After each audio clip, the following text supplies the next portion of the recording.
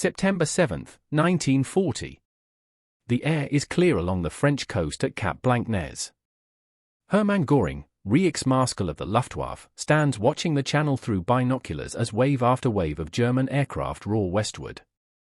Bombers first. Fighters above them. Long silver streams cutting across the water toward England. He is confident. Almost cheerful. For weeks now, Göring has been told exactly what he wants to hear. British air power, he believes, is on the brink of collapse. RAF fighter command is finished. Broken. On its last breath. The reports arriving at Luftwaffe headquarters insist the same thing again and again: Britain is nearly out of fighters. German intelligence estimates claim the Royal Air Force has perhaps 100 operational aircraft left, maybe fewer. Some assessments go even further, suggesting that only a few dozen fighters remain serviceable across all of southern England. If true, the conclusion is unavoidable. One more sustained effort, one more decisive blow, and the skies over Britain will belong to Germany. The logic appears sound. Since August 13, Adlertag, Eagle Day, the Luftwaffe has relentlessly attacked RAF airfields.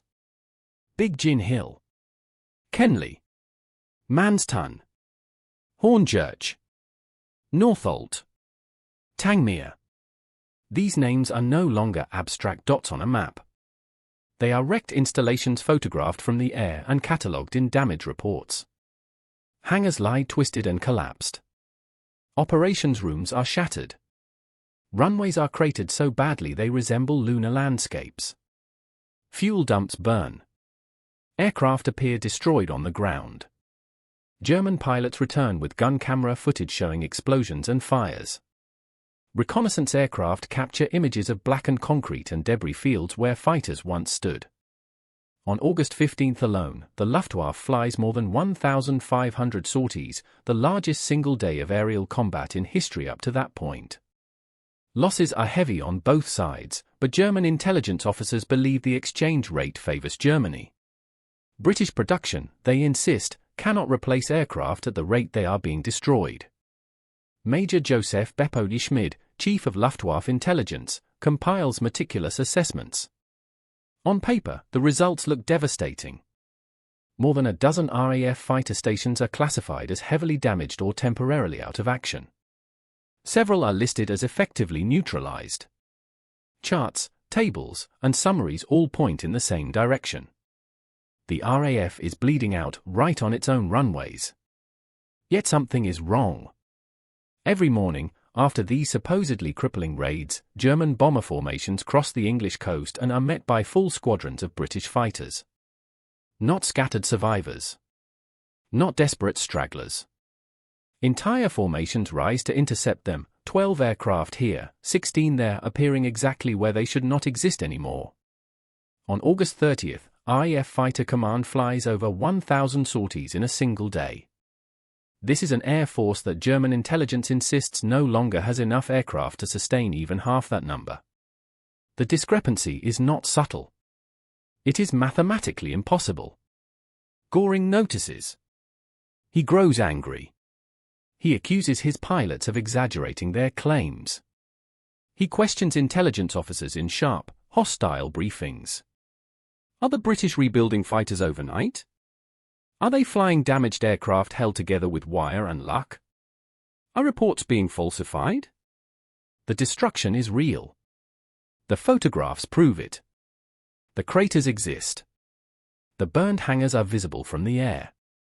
Yet the RAF continues to appear again and again, with strength that refuses to fade.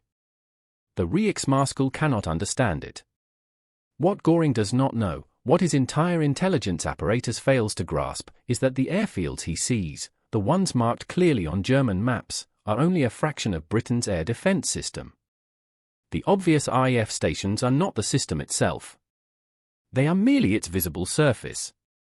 Beneath that surface lies something the Luftwaffe never truly discovers. An invisible air force. Long before the first bombs fall on Britain, RAF planners have prepared for exactly this situation. As early as 1938, when war begins to look inevitable, the Air Ministry recognizes a fundamental truth of modern air warfare: concentration creates vulnerability. A single airfield filled with dozens of fighters, fuel depots, and permanent hangars is a perfect target. One successful bombing raid can destroy an entire squadron in minutes. But if those same aircraft are scattered across multiple locations, hidden, dispersed, and mobile, destroying them becomes exponentially harder. So Britain quietly builds a second network of airfields. Not the kind Germany expects. For every major RAF station visible on enemy maps, the British create 3, 4, sometimes 5 additional operating grounds within a short radius. These are not traditional air bases. They have no ground control towers or concrete runways. Many are nothing more than flattened grass fields, quietly surveyed and prepared for fighter operations. Their official designation is satellite airfields or landing grounds, but the term understates their role.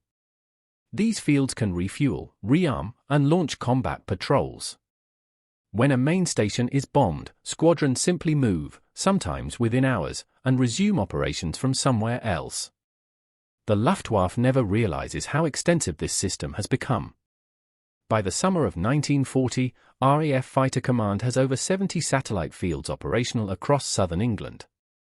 Some are well developed, like RAF Westhampton near Chichester. Others are barely distinguishable from ordinary farmland. All are designed with one purpose in mind: to be invisible from the air. German reconnaissance aircraft fly over them repeatedly and see nothing worth reporting. This invisibility is not accidental. Grass runways blend seamlessly into the English countryside. Aircraft are parked under trees, concealed beneath camouflage nets woven with real foliage. Fuel is hidden in structures that look like barns and silos. Refueling vehicles resemble farm trailers. Livestock sometimes graze on landing strips until moments before fighters need to land. From 20,000 feet, there is nothing to see. The Luftwaffe believes it is destroying the RAF because it is destroying buildings. But the RAF has quietly separated its operational capability from its visible infrastructure.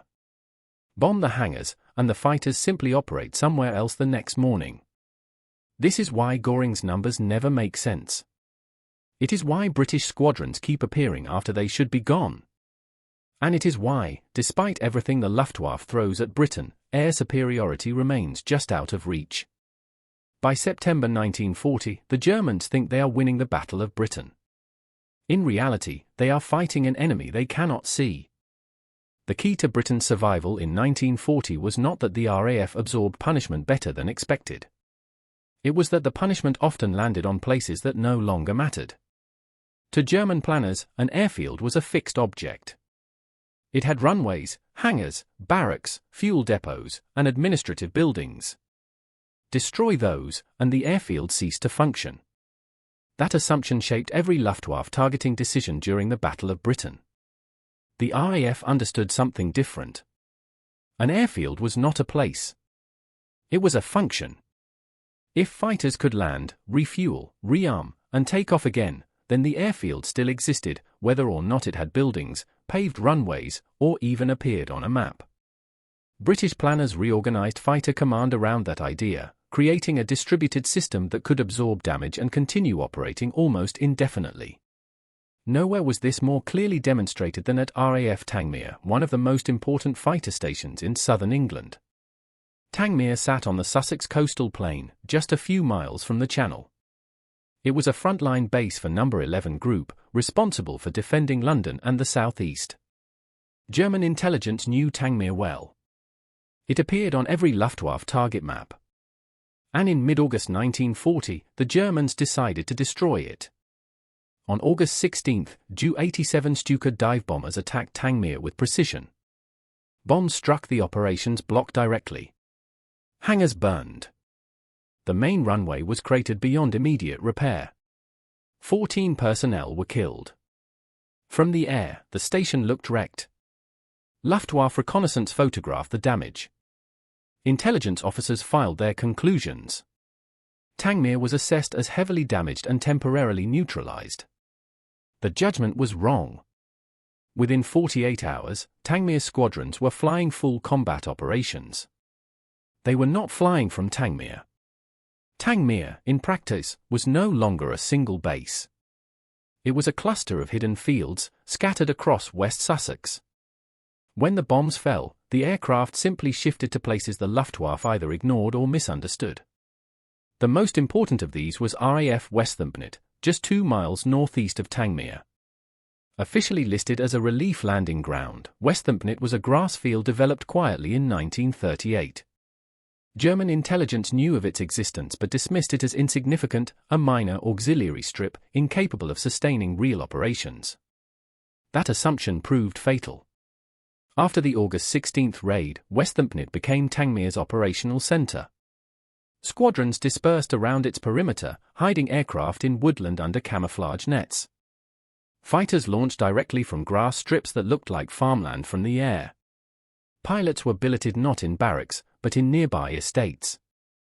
Goodwood House, the Duke of Richmond's residence, became home to RAF pilots who slept beneath priceless artwork and antique chandeliers, then walked across lawns to fly combat missions over the Channel. A few miles southwest lay Merston, even harder to detect. It was little more than a leveled field with no permanent buildings. Fuel was hidden in a nearby copse. An operations tent was concealed inside a barn. From this unremarkable patch of countryside, Spitfire squadrons flew regular interceptions throughout September 1940. German intelligence never identified Merston as an active fighter base. Not once. Closer to Chichester was Appledrum, essentially an emergency landing ground and forward refueling point.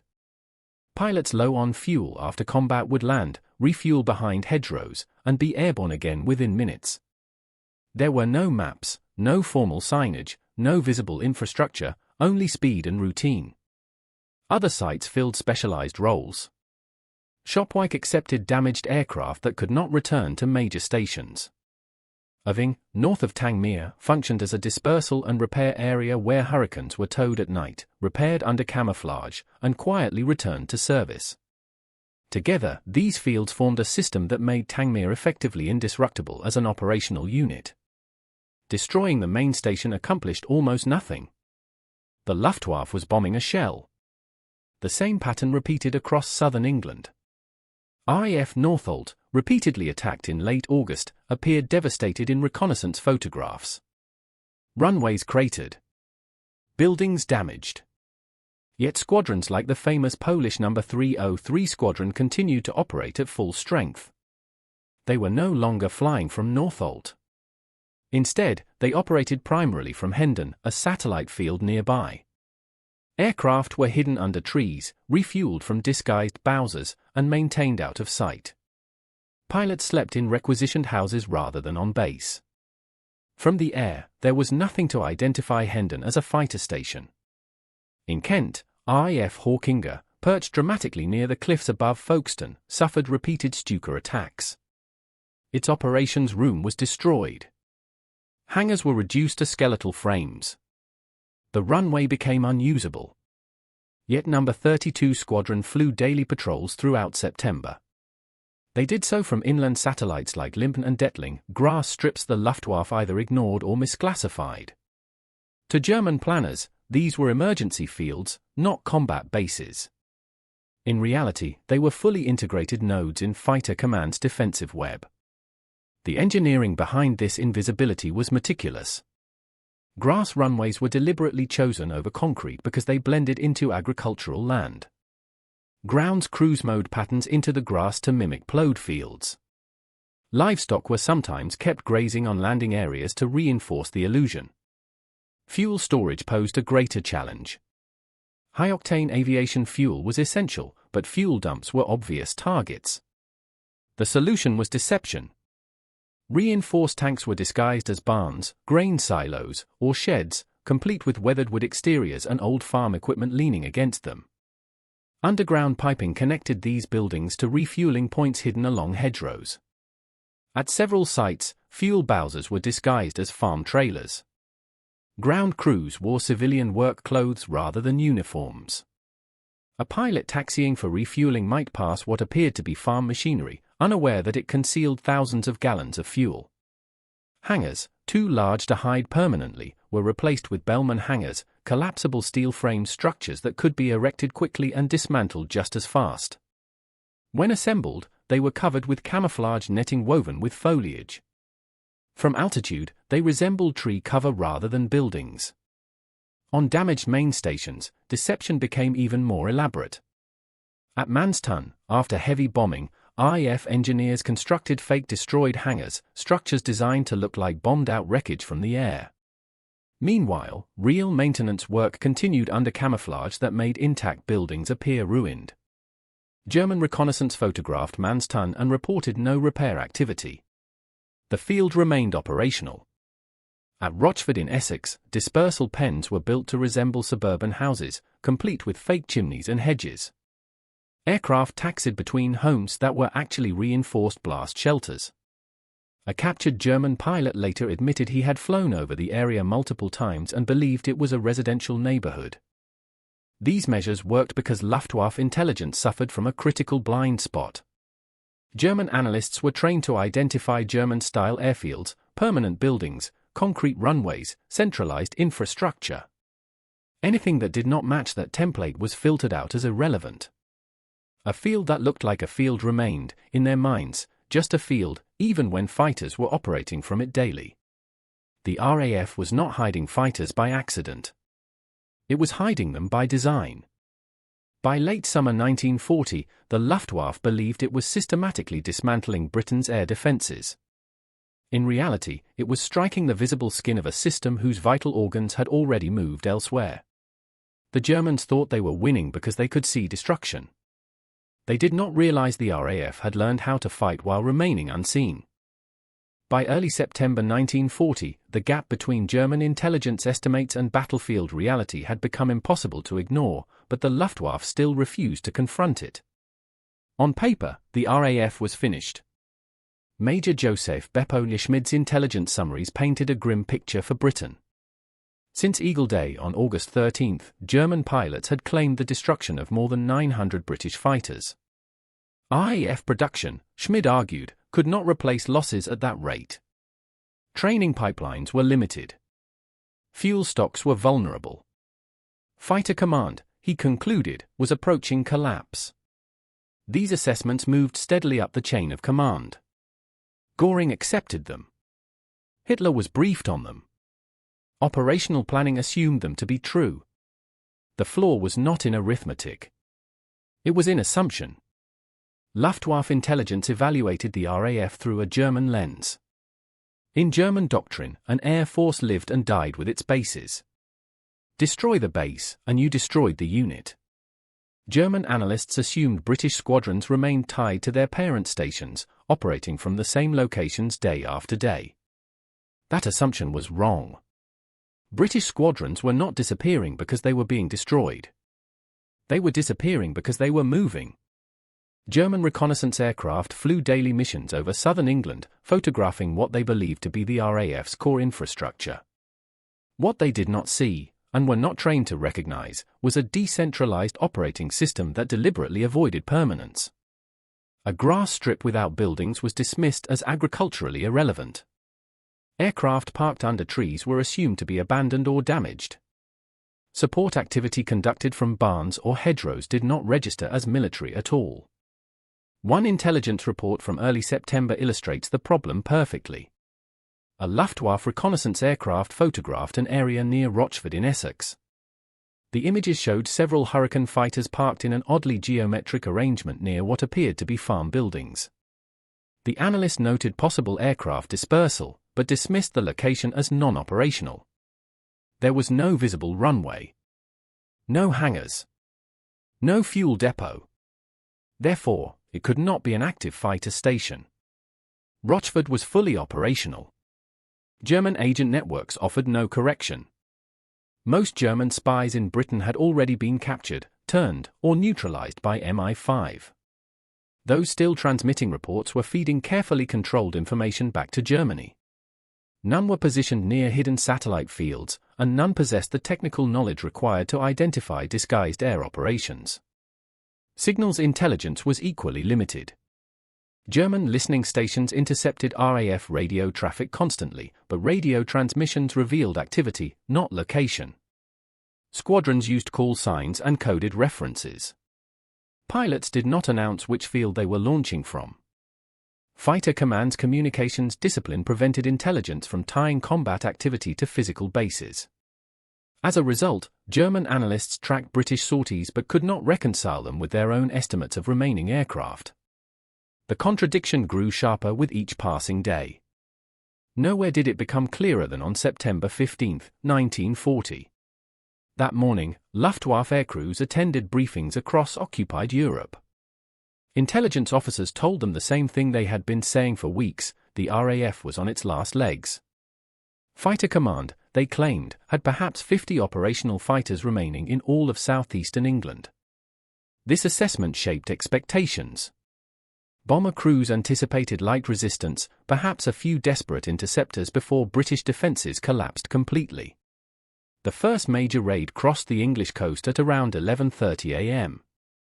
More than 100 bombers, escorted by over 300 fighters, headed toward London. They did not meet a dying air force. They met a wall. Hurricanes from No. 501 Squadron intercepted over Canterbury. Spitfires from No. 72 Squadron engaged over Maidstone. Then No. 92 Squadron joined in. Then No. 603 Squadron. Fighters appeared from multiple directions, in organized waves, exactly as they had throughout August. German formation leaders radioed in confusion. Where were these aircraft coming from? Losses mounted. Bombers were broken up before reaching their targets. Fighter escorts were drawn into prolonged engagements that disrupted formation cohesion. By early afternoon, the Luftwaffe launched an even larger raid, more than 150 bombers with over 300 fighters, the largest formation yet sent against Britain. This time, German aircrews were certain resistance would be minimal. Surely the RAF had exhausted itself during the morning battle. Instead, the afternoon engagement was even worse. RAF fighters attacked from above, below, and the flanks. No. 303 Squadron, the Polish pilots operating nominally from Northolt, tore into bomber formations with devastating effect. Douglas Bader's No. 242 Squadron attacked from altitude. No. 609 Squadron came in from the sides. To German crews, it seemed as if fresh British fighters appeared endlessly. In reality, many of them were seeing the same aircraft multiple times. This was the satellite system at work. Pilots low on fuel or ammunition did not return to damaged main stations. They landed at nearby satellite fields, Gravesend, Westhampnett, Merston, Redhill, Detling, where ground crews refueled and rearmed them in minutes. The fighters then returned to the air, sometimes intercepting the same bomber formations on their withdrawal. From the Luftwaffe's perspective, they had fought off one group of Spitfires, only to encounter more moments later. The assumption was that Britain had reserves that intelligence had somehow failed to identify. The truth was simpler and more unsettling. Britain had learned how to reuse its fighters faster than Germany could destroy them. By the end of September 15, the Luftwaffe had lost 56 aircraft. The RAF had lost 29. More damaging than the numbers was the psychological impact. Göring had promised Hitler that the RAF would be destroyed by mid-September. Instead, German aircrews had faced the heaviest fighter opposition of the entire battle. Confidence collapsed. Pilots no longer trusted intelligence briefings. Bomber crews entered British airspace expecting ambushes rather than weakness. Escort fighters burned fuel aggressively, reducing time over target. The illusion of RAF collapse had shattered. 2 days later, on September 17, Hitler issued a directive postponing Operation Sea Lion, the planned invasion of Britain. Officially, the reason given was unfavorable weather. Privately, the explanation was clear. Air superiority had not been achieved. German planners estimated they needed at least a 4-to-1 advantage in fighters to protect invasion convoys crossing the Channel. By mid-September, the Luftwaffe could not even guarantee bomber formations safe passage to London. Every reconnaissance mission was intercepted. Every raid faced organized resistance. The discrepancy between intelligence reports and operational reality could no longer be ignored. The RAF had not survived because it was stronger than Germany believed. It survived because Germany never truly understood where it was. Life on Britain's hidden airfields bore little resemblance to the Royal Air Force of peacetime tradition. There were no parade grounds, no neat rows of buildings, no polished routines. What existed instead was a kind of controlled improvisation, messy, exhausting, and brutally efficient. For the pilots, the transition was jarring. Flight Lieutenant Tom Neal later described arriving at a satellite field expecting a station and finding nothing at all. Just a windsock, a grass strip, and a pair of fuel bowsers hidden beneath trees. No officer's mess. No briefing room. No control tower. Scramble orders arrived through a single field telephone connected by wire strung through a hedge. Pilots slept in requisitioned farmhouses miles away or in bell tents pitched beside fields. They drove to work in civilian trucks at dawn, ate meals sitting on hay bales, and waited beneath their aircraft's wings for the phone to ring. When it did, there were no formalities. They ran. At Cudden, one dispersal hut was nothing more than a converted chicken coop. At Merston, pilots washed in streams and cooked over camping stoves. At Shopwike, damaged aircraft arrived without paperwork, without schedules, without ceremony, only urgency. Yet the system worked. If pilots were the visible edge of fighter command, the ground crews were its backbone. Mostly teenagers and men in their early 20s, they kept Hurricanes and Spitfires flying under conditions that would have horrified peacetime engineers. At Westhampton, a Hurricane flown by James Ginger Lacey was maintained by a three-man crew working from a canvas tent. There were no proper workshops, no overhead cranes, no floodlights. When Lacey returned with cannon damage, his crew patched fabric and doped wings by moonlight, using handheld torches. The aircraft flew again at dawn. Turnaround speed was everything. At satellite fields, ground crews developed routines that bordered on reckless efficiency. Refueling often began before the pilot had even climbed out of the cockpit. Armorers reloaded Browning machine guns simultaneously. Safety procedures were sacrificed to necessity. 8 minutes. That was all it took. That was how a single fighter could fly 3 or 4 combat sorties in one day. This speed created the illusion that the RAF had endless reserves. German pilots reported seeing the same aircraft multiple times in one engagement without realizing it. Fighters seemed to vanish and reappear at will, striking bomber formations repeatedly.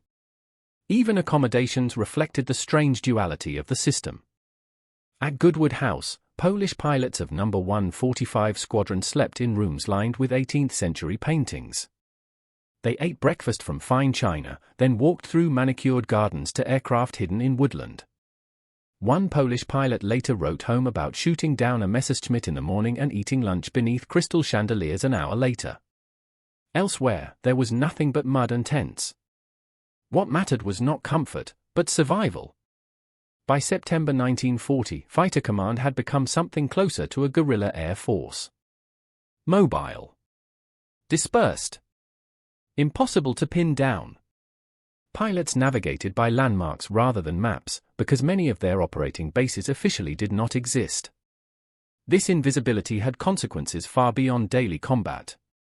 When Hitler postponed Operation Sea Lion on September 17, the decision was not driven by fear of the Royal Navy alone. It was driven by uncertainty. The Luftwaffe could not guarantee air superiority, not because it lacked aircraft, but because it could not locate and destroy its enemy. German intelligence continued to report that the RAF was near collapse well into October. But those reports no longer aligned with experience. Every bombing raid met fighters. Every reconnaissance mission was intercepted. Every attempt to suppress Fighter Command failed. The British had not deceived Germany with false information. They had done something far more effective. They had made the truth invisible. The Luftwaffe bombed hangars and runways while the real operational system lived elsewhere, under trees, behind hedgerows, inside barns, scattered across fields that looked like nothing at all. Germany was fighting the image of the RAF, not its reality. That invisibility ended the invasion threat. And its legacy did not end in 1940. The dispersal doctrine pioneered by Fighter Command became a foundation of modern air warfare. During the Cold War, NATO built networks of auxiliary airfields designed to survive a first strike. The Soviet Union constructed hundreds of secondary bases across Eastern Europe for the same reason. Sweden's BAS-90 system, which allows fighter aircraft to operate from reinforced highway strips, is a direct descendant of the Tangmere satellite network. The U.S. Air Force's modern agile combat employment doctrine, spreading aircraft across austere, temporary locations, draws explicitly from RAF experience in 1940. The lesson is timeless. Air power does not depend solely on aircraft numbers or industrial output. It depends on survivability, on mobility, on denying the enemy clear targets. In 1940, Britain did not defeat Germany by overwhelming force. It survived by refusing to present itself in a way the enemy could understand. The men who made this possible were not grand strategists or famous aces alone. They were engineers who disguised fuel tanks as barns, ground crew who worked through the night under camouflage nets, farmers who watched fighters land in their fields, pilots who learned to live without bases, without certainty, without rest. They turned vulnerability into advantage. The Luftwaffe believed it was destroying the RAF because it could see destruction everywhere it looked. In reality, it was striking empty shells while the real fighting force slipped quietly from field to field, unseen. That is why Britain survived 1940. Not just because of courage. Not just because of Spitfires. But because an entire air force learned how to disappear and fight from places the enemy never knew existed.